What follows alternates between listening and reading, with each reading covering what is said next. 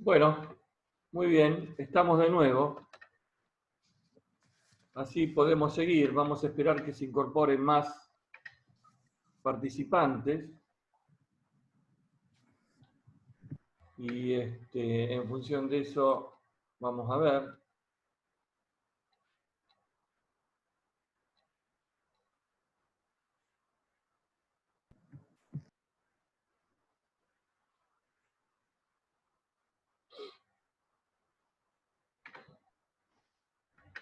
Bueno, la parte que nos toca ahora es una parte bastante interesante, porque vamos a utilizar el módulo del WinQSB, específicamente el módulo de Network Modeling. Gustavo, ¿Sí? perdón que interrumpa. Recordá que había quedado una consulta pendiente que preguntaba por los reduce cost, creo, de las variables básicas cuando estaba en programación lineal. No sé si querés verla ahora o después, pero que había quedado esa dando vuelta. Alejandro pregunta, en las variables no básicas, ¿el reduce cost qué implica? Bueno, Alejandro, me estás escuchando, ¿verdad? Sí, sí, escucho. Perfecto, bueno. El reduce cost es el costo de oportunidad. ¿Sí? A ver,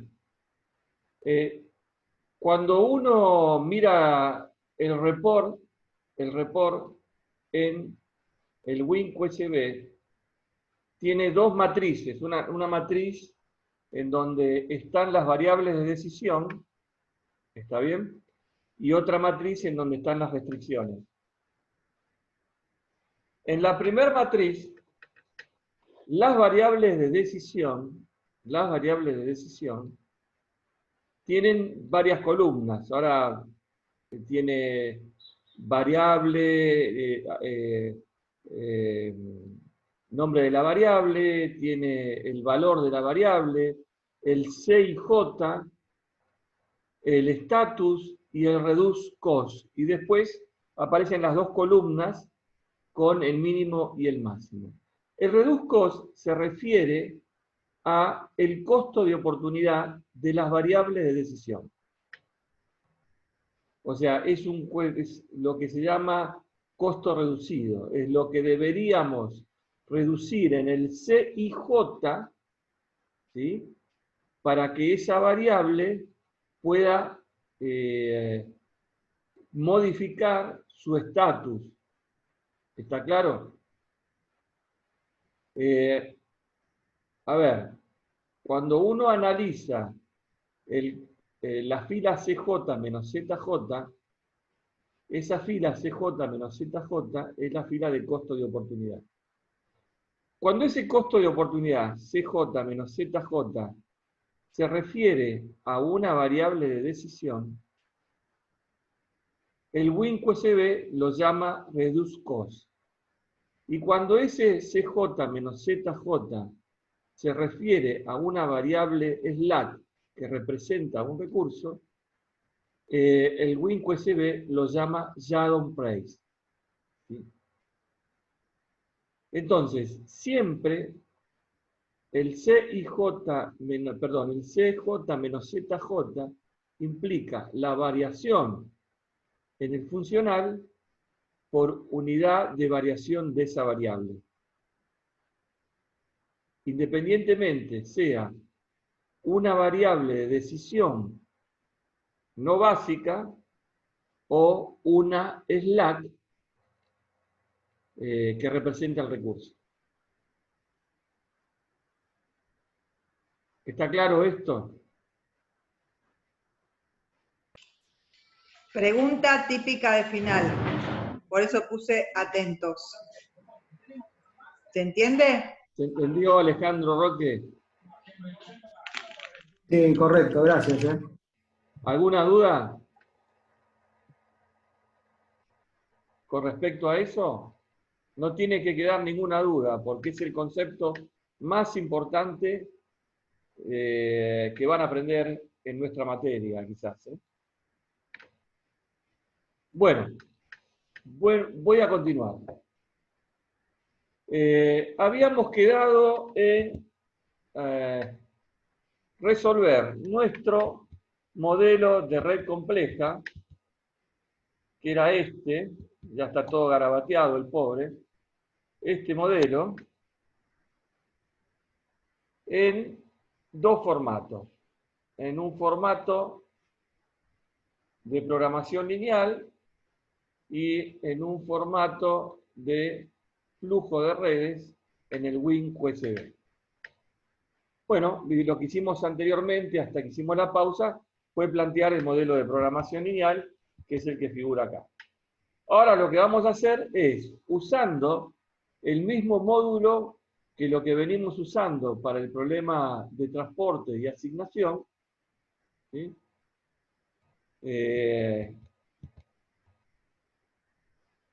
Para ese módulo, que es este, usar un tipo particular de problema que se llama Network Flow, es decir, problemas de flujo. ¿Está bien? Problemas de flujo en redes. Esto permite resolver tanto redes complejas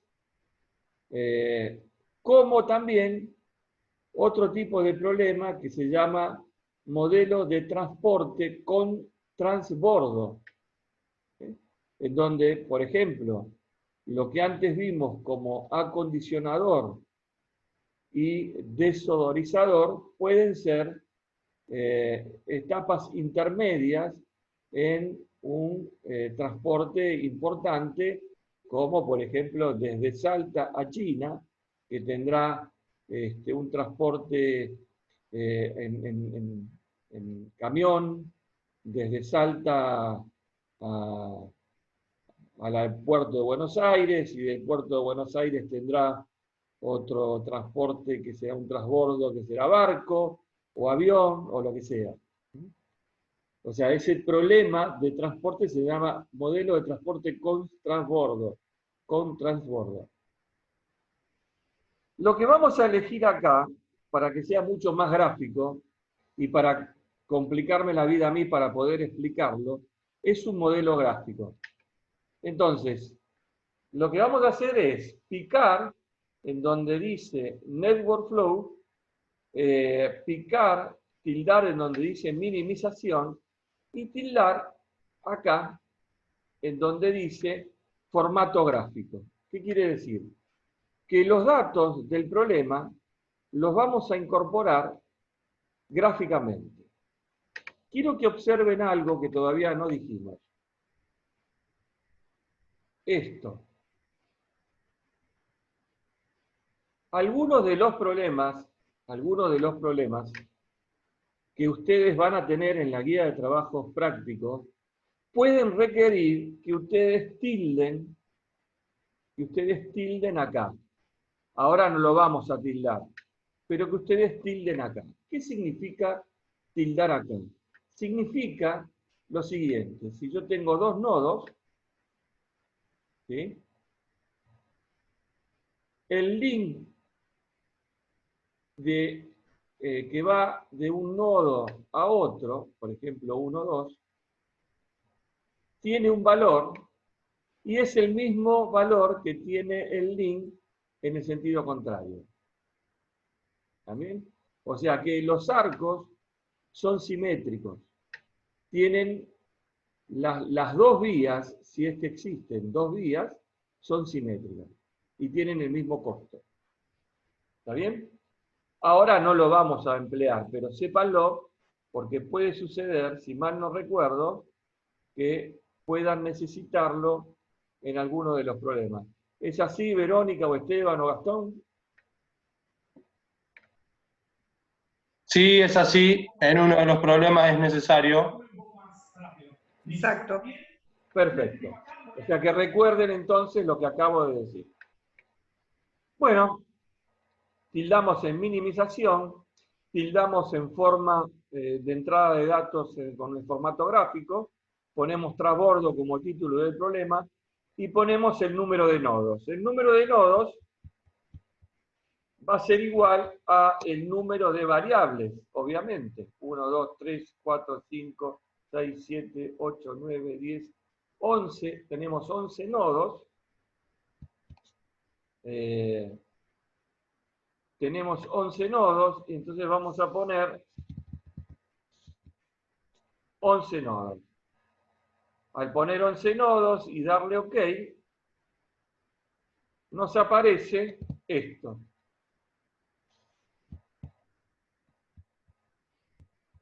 Primero debería estar esto, y después esto. Bueno, vamos a ver. Lo primero que voy a hacer es definir una posición para dibujar la red. En todo este espacio voy a dibujar una red.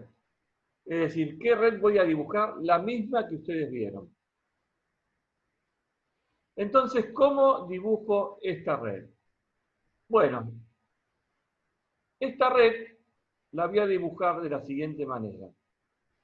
Cuando voy a Edit, me aparece en Edit algo que se llama nodo.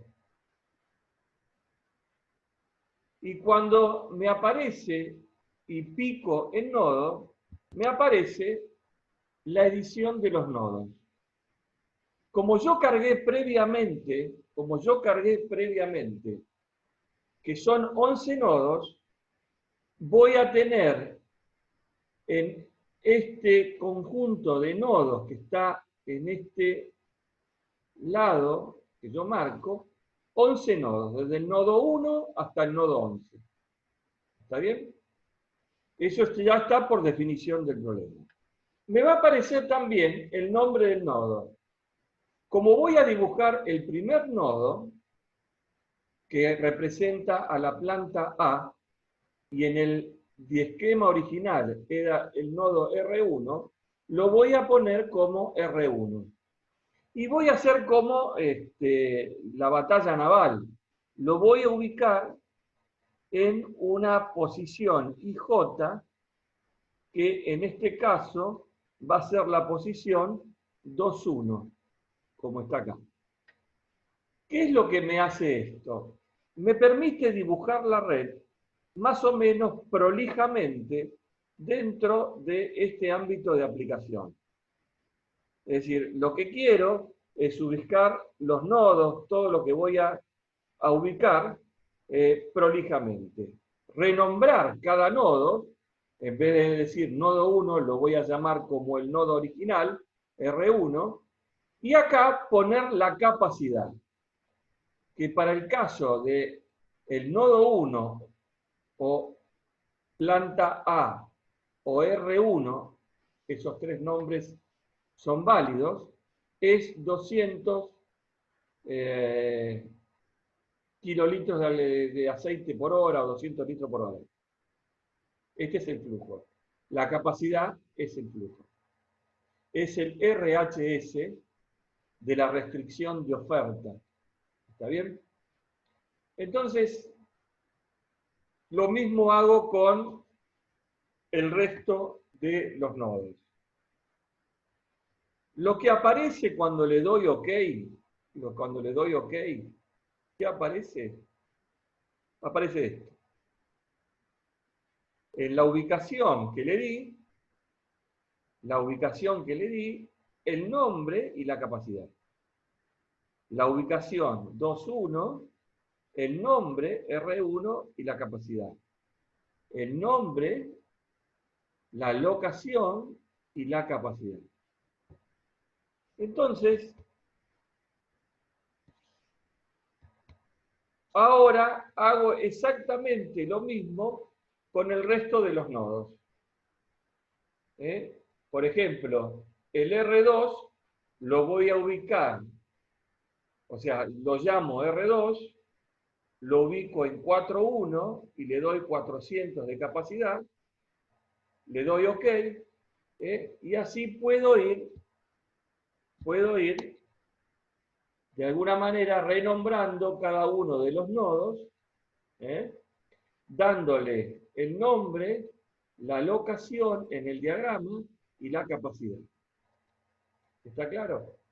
Y entonces voy construyendo cada uno de estos nodos. Fíjense que los nodos intermedios, que corresponden a A1, A2, D1 y D2, tienen capacidad cero, porque de acuerdo a el enunciado del problema, no, si bien podían procesar toda la cantidad que les llegara, no podían acumular. Entonces, la capacidad de acumulación es cero. Evidentemente, acá nosotros tenemos la oportunidad directa de ver una red, de ver cómo funciona y de cargar absolutamente los valores que representan a nuestro problema de la realidad. Como nuestro problema es un caso de redes complejas, pero bastante simple, la configuración del diagrama de red para analizar los flujos en este problema es bastante sencilla.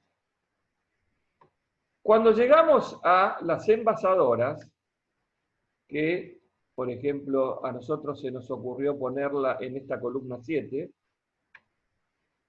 fíjense que definimos los nodos con el nombre, pero la capacidad resulta ser negativa. Con esto le estamos diciendo que esos son nodos de demanda. O sea, que los nodos de demanda tienen una capacidad negativa. En este caso, los nodos de demanda corresponden a las envasadoras. Es la manera, igual que transporte, de decirle que estos nodos son receptores, son nodos demandantes, no son emisores.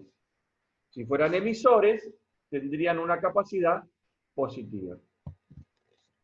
Entonces, acá estamos viendo nuevamente esa localización, y el último, E1, por ejemplo este, que lo hemos localizado en la fila 1, columna 7, por eso aparece como 1,7, fíjense acá dice RC, es round y column, 1,7, con una capacidad que puede ser positiva o negativa de menos 300, porque es un nodo de recepción demandante. Y le damos OK. Cuando le damos OK aparece este nodo.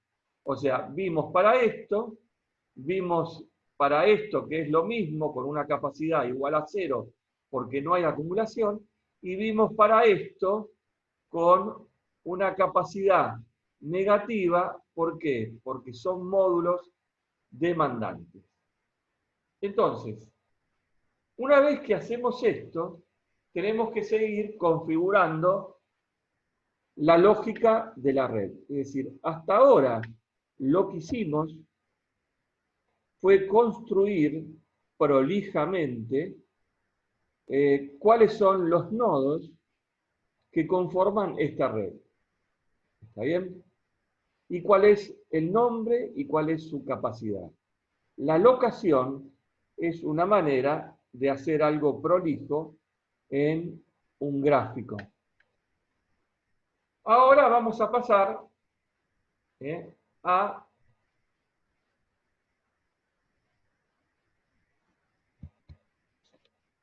conectar cada uno de esos nodos. Entonces, antes lo hicimos con el submenú en Edit, nodo. Y ahora lo vamos a hacer con el submenú en Edit, Arc, Connection o Link. ¿Está bien? Arc, Connection o Link. Entonces, cuando picamos ahí, nos aparece esta pantallita, Edit Connection. Y entonces acá aparece cómo quiere conectar, desde qué nodo a qué nodo. ¿Sí? ¿Y cuál es el coeficiente de ese nodo? Perdón, el coeficiente de ese link. ¿Está bien? Por ejemplo, para R1, que era el primer nodo, a A1, entonces picamos R1 en from a tu node, quiere decir, ¿a qué nodo va? Al nodo A1, ese link tiene un coeficiente 2. Cuando le damos OK, nos va a aparecer, y de esta manera construimos todo el resto, toda la red, la lógica de esta red y cómo están conectados los distintos nodos en un diagrama de flujos. Entonces, conectamos R1 con A2, con un coeficiente del link igual a 4, conectamos R2 con A1, con un coeficiente, y así sucesivamente vamos construyendo toda la red. Si ustedes se fijan, a ver, bueno, acá no lo tenemos, pero es posible esta red transmutarla, hacerle un switch a un formato matricial. ¿Se acuerdan ustedes que había un formato gráfico, un formato dual y un formato primal en programación lineal? Bueno, hay una manera de pasar esta red a un formato matricial con el cual también poder resolverlo. Uno lo puede cargar en un formato matricial o lo puede cargar en un formato gráfico. Se nos ocurrió que era mucho más entendible y mucho más enriquecedor cargarlo en un formato gráfico. Nuevamente insisto en esto. Esta es una presentación del tema. Esto es una herramienta que resuelve problemas y las herramientas se aprenden a través del uso. El uso genera que uno comprenda estas herramientas y vaya visiblemente utilizándolas y aprovechándolas en la medida que crece la experiencia en el uso. ¿Hasta acá se entendió cómo se carga este diagrama?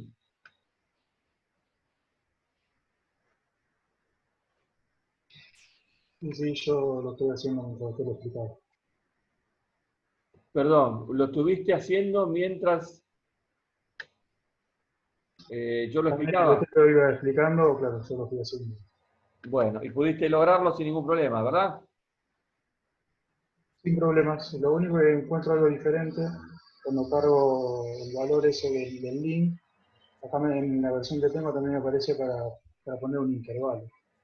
Después por ahí le pregunto para qué Bueno, eso lo podríamos ver después en la clase de ejercicio, ¿verdad? Perfecto. Bueno, entonces, una vez que hacemos esto, vamos a Solve the Problem y acá podemos hacer la solución desde el punto de vista matricial. Aparece la solución desde el punto de vista matricial. En el menú Solve the Problem aparece toda una colección de submenú en cuales están la solución matricial, la solución gráfica. O sea que este tipo de cuestiones ustedes en el WinQSB ya lo conocen. Y esta es obviamente la solución matricial con cada una de los valores que corresponden a las rutas habilitadas y qué es lo que se transporta en cada ruta. Con un costo mínimo de 13.920. Es decir, lo que figura acá, from to, es la ruta habilitada, ¿no? Fíjense que acá todas las variables son distintas de 0, por lo tanto, el estatus es de variable básica. Cosa que volvemos a corroborar porque el CJ CJ menos ZJ de estas variables básicas son igual a 0. Y además, estas variables básicas son variables de decisión. Por eso se llaman reduced cost. O sea, en las variables de decisión, el costo de oportunidad o el CJ menos ZJ se llama reduced cost o costo reducido. Algo que nuevamente en este problema podemos corroborar. También podemos ver el formato gráfico, ir a la solución gráfica y ver cómo es la solución gráfica. Entonces, evidentemente, acá no se alcanza a ver, pero lo que vemos acá es gráficamente lo que dice acá. Por ejemplo, de R1 a A1, 200 es el link y la capacidad de transporte. De R1 a A1 es 200. Esto es lo que dice acá. De A1 a D1 es 200. De A1 a D1 es 200. O sea, lo que dice acá es lo que dice en este gráfico. Nada más que acá es mucho más claro verlo, ¿no? De D1 a E1 es 300, de D1 a E1 es 300. Es decir, por más que siga analizando uno por uno, lo que dice en esta matriz es lo que dice en este gráfico cuando resolvemos el problema gráficamente. Podemos pasar del formato gráfico al formato matricial, del formato matricial al formato gráfico, sin ningún tipo de problema. ¿Está bien? Así que, bueno, la presentación y la clase de hoy termina acá. Ustedes pueden tener otra categoría de problemas que son bastante interesantes, como uno de ellos se denomina problema del viajante de comercio, porque recuerda a la persona que viaja, que parte de un punto inicial y que tiene que recorrer distintos lugares y tiene que minimizar, por ejemplo, el costo de transporte o minimizar las distancias o minimizar los tiempos o maximizar el rendimiento. Bueno, depende cómo uno plantea o parametrice el modelo. Bueno, todo lo que vimos hasta acá, está en el libro, no sé si lo ven, Optimiza, ¿sí? 12, libro 1. Este es el primer parcial. Este libro va a ser el primer parcial. Más la parte de modelos y teoría de la decisión. Es decir, vamos a ver en el primer parcial, que ya le vamos a decir el martes que viene, cómo vamos a hacer. Tengan presente que todo esto es el resultado de una contingencia que nuestra materia nunca estuvo configurada para darse virtualmente online y que si en este momento estuviésemos en una clase presencial, ustedes todavía estarían trabajando en sus computadoras, haciendo ya sea en Excel o en el WinUSB y practicando lo que acabamos de decir. Por supuesto que lamentamos que accidentalmente tengamos que recurrir a este formato que para este tipo de asignaturas siempre va a haber una pequeña pérdida de calidad, tanto en la transmisión de conocimientos como en el aprendizaje. Pero bueno, es lo que podemos hacer. Les dije anteriormente que estamos haciendo lo mejor posible para que ustedes no pierdan el cuatrimestre y que puedan adquirir la mayor cantidad de conocimiento posible, con la mejor calidad de conocimiento posible, y esto es lo que intentamos hacer en todas las clases. Hasta acá llegamos al primer parcial. Seguramente, en la semana que viene van a tener un día de práctico, que no sé si va a ser el martes o el jueves, lo tengo que charlar con el resto del equipo, y yo voy a empezar, o el martes o el jueves, los temas que siguen, que seguramente el próximo tema será modelos de stock o modelos de inventario. Entonces, modelos, programación lineal, transporte, asignación y redes complejas va a ser parte de ¿Me deja elegir el tema? Ahí arriba de todo. ¿Perdón? No, acá. ¿Ahí alguien habló? Se le escapó el micrófono. ¿Alguien hizo una pregunta? Bueno, quedó claro esto, quedó claro los temas, quedó claro la presentación, quedó claro cuál es la configuración de lo que vamos a ver. ¿Está bien? No sé si vamos a poder cumplir con todo, pero por lo menos inventarios, proyectos y teoría de colas y algo de simulación, seguramente vamos a llegar a dar. Si falta algo va a ser dinámica de sistemas, pero eso, bueno, tendrán que de alguna manera verlo, si lo pueden ver por su cuenta, pero por supuesto, lo que no vamos a dar no lo vamos a tomar. Hola Gustavo, Leandro, un comentario quería hacerte. ¿Cómo no? Leandro. Por lo que comentaste antes, mañana yo recibí los correos de Gastón, de Esteban y de Vero, así que seguramente mañana tengan disponible la serie de problemas que trata los temas de redes, transporte y asignación, para que, bueno, en el transcurso del fin de semana, a lo mejor quien quiera repasar este tema ya pueda aprovecharlo para tener algo avanzado y querer consultar la semana próxima. Nada más eso. Perfecto, perfecto. Yo creo que Esteban me comentó que ya estaba en la página. No sé si esto es así. Si estás, Esteban.